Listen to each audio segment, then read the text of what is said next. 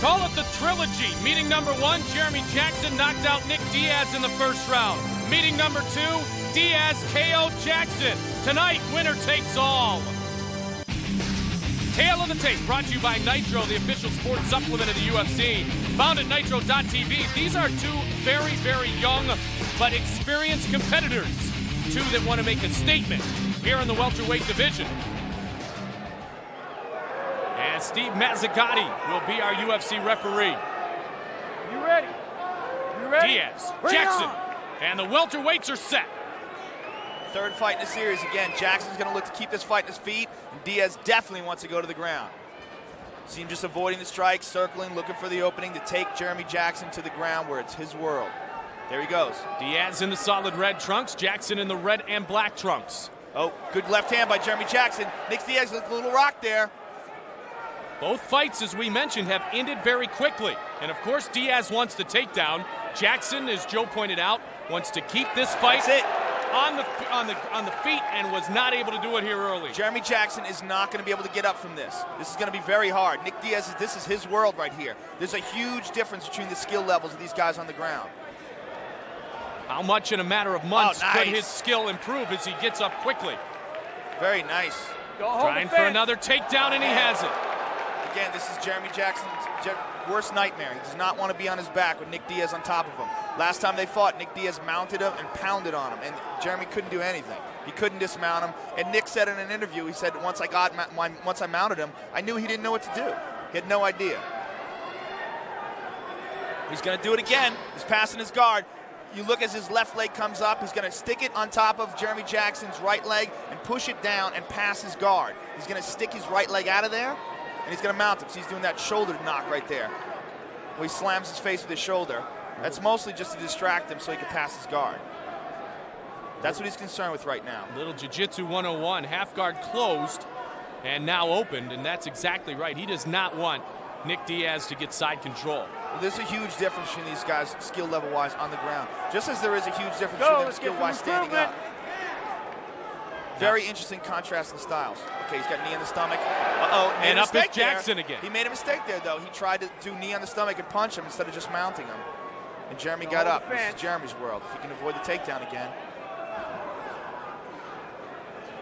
Bound and determined for the takedown is Diaz. And I know you're thinking, Joe, Jackson's got to punish him a little bit when he's got that leg.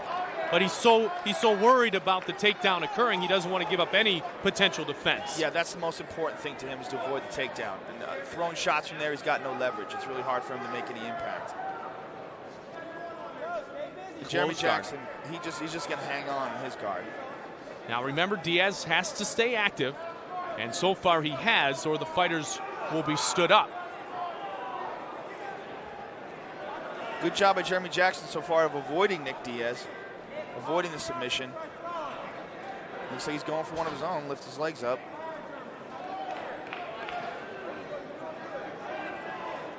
I've got to imagine his camp has worked on ground defense.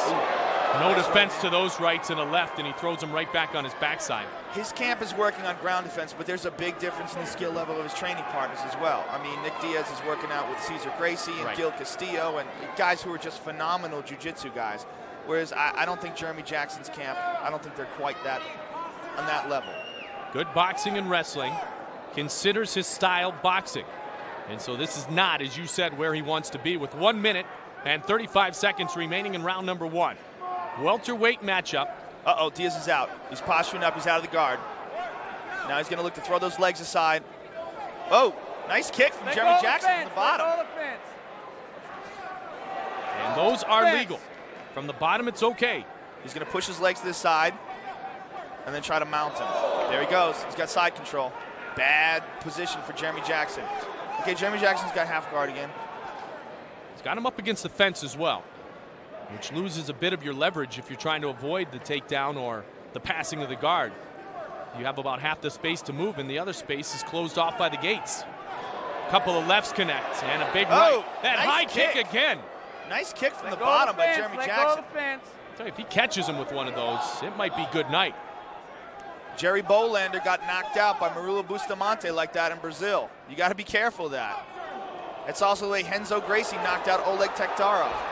Oh, he made it. Oh, he's rocked. He's rocked. He Played a faked little it. possum. Nice work by Jeremy Jackson. Oh, those are hard shots. Wow. Jeremy Jackson's a very good striker. Even from that position, he can hurt Nick Diaz. That was great possum there. Yeah, very good And possum. Diaz did let down for a moment. Yes, he did. It worked. Wow. That was real. Good gamesmanship by Jeremy Jackson. And excellent takedown defense, too, by, oh, there he goes. He pulls guard. Good work by Nick Diaz. Good survival in the first round by Jeremy Jackson. Jeremy Jackson's a tough dude, no doubt about it.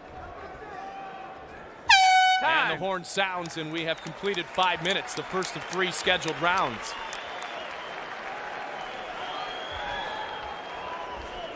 Let's take a look at some replays. He's taking some right hands here. Now watch There's this. the faking it. Nice. Oh, and Diaz just maneuvered out of the way at the last moment. This is a takedown by Nick Diaz.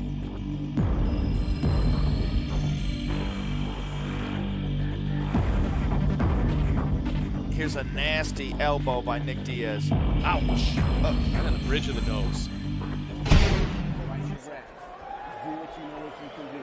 Okay? Relax. Give him a little more water. A little more water. Okay? Take Clear the control ring. of it. Clear the Your ring. sprawl is off the hook Good right sprawl. now. Back to the sprawl, Jeremy. Sprawling. Okay. Go back to the corner, please. And there is Nick Diaz coming out of his corner, ready to go here in the second round. Well, we know one thing, for the first time in this trilogy, the fight has gone further than the first round. Yeah, absolutely.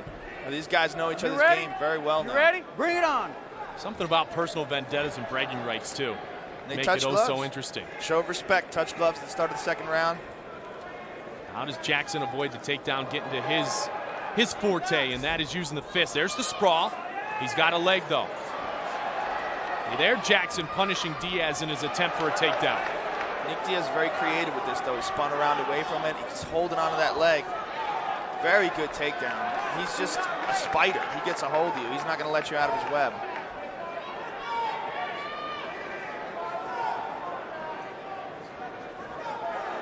Good right, and a left that connects. Diaz trying to rain down with the rights. Throwing shots to the body there. And a good nice shot one. to the midsection. Oh. You know what? You're stuck pinned against that floor. Those hurt, man. Your body absorbs all that blow. That's one of Dwayne Ludwig's favorite techniques.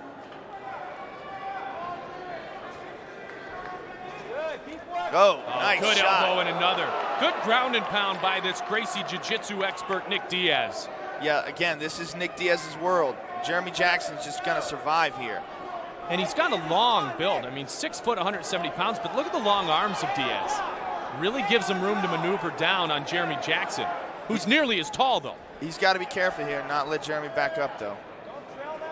All right, now he's going to pass the guard. See, his left leg comes up again. He tries to get a hold of the thigh, and he pushes that thigh down. And he's going to try to slide guys, his I right need leg some out action. and mount. There he goes.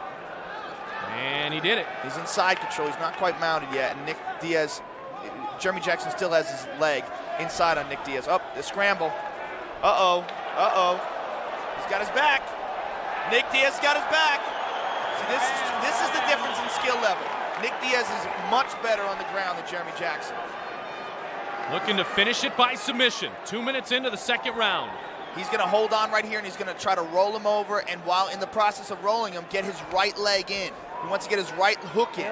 His right leg in between Jeremy Jackson's leg and his arm. That little space there, that's the hook. He wants to stick it in there so he can control him and then choke him. The leverage is so important on the choke, and Jackson we lost able him in the roll, to though. avoid it. We lost him in the roll, though. Let's see Nick Diaz's guard here.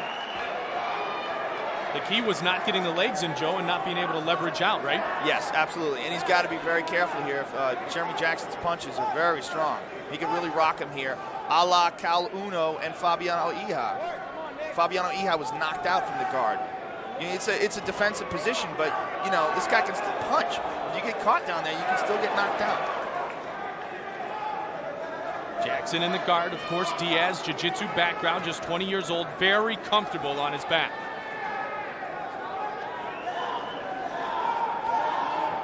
These two have grown to have a mutual respect for each other. Nice Jackson shot. at See, first that's what thought I'm talking Diaz about. was cocky, This is it. and That's what I'm now talking he's about. teeing off. Jeremy Jackson can bang. This dude's got some power in his punches. Trying to win this important round 2. This is very dangerous right here for Nick Diaz. He's got to hold on to Jeremy Jackson's upper body. Either hold on to his head or hold on with double underhooks. He's got to hold on to him and keep him from raining down those shots. Just one of them can change the course of this fight. Diaz a bit of a cut on the bridge of his nose.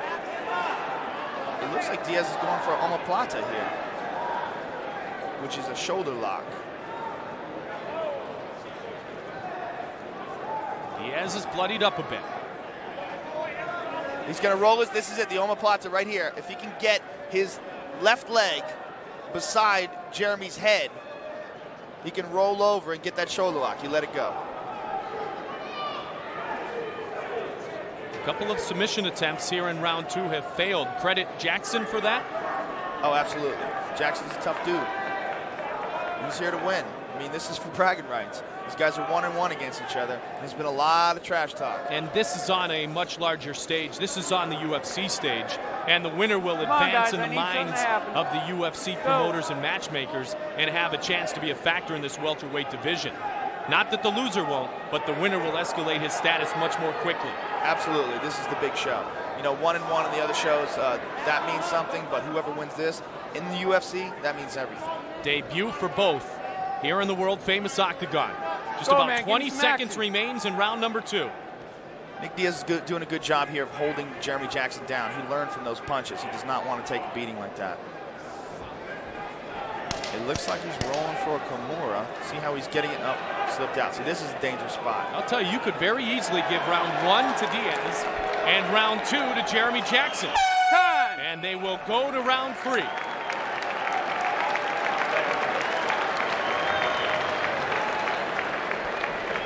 Diaz got a little blood. All right? Look at his face. He's fucked up. That's good. Stay focused.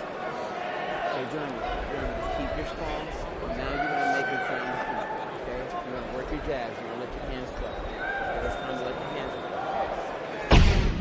flow. All right, let's take a look at it. This is where Nick Diaz had Jeremy Jackson's back, and when he rolled him, Jeremy rolled back over and got into his guard. Nick Diaz wanted to stay on top and get the back, get the hooks in, and possibly try for a choke. Here's Jeremy Jackson with those big shots.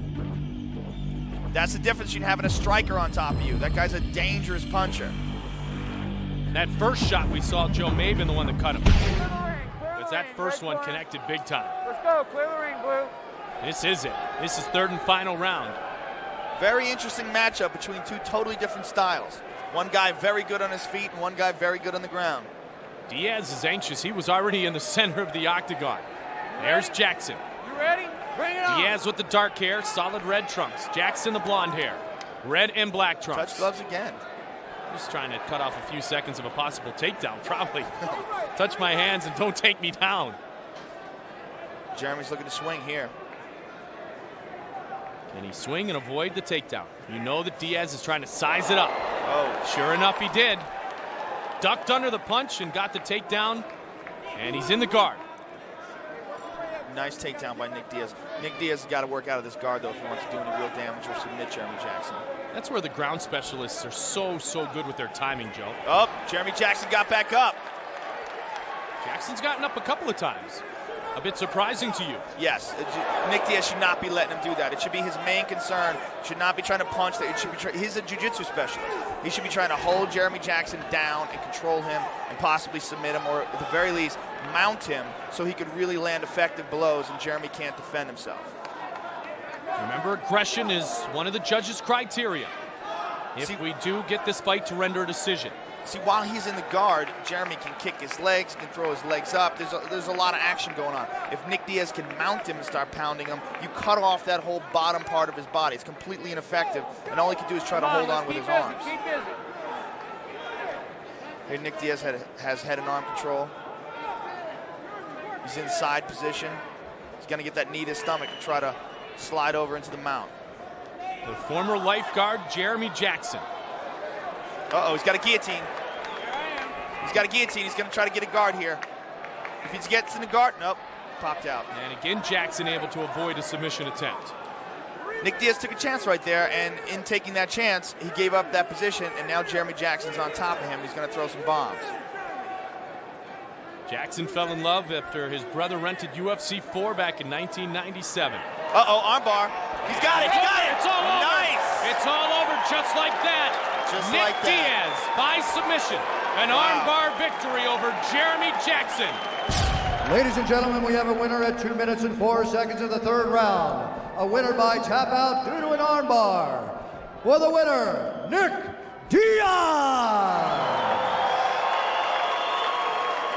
So the 20-year-old wins his 8th mixed martial arts contest and his first appearance in the octagon.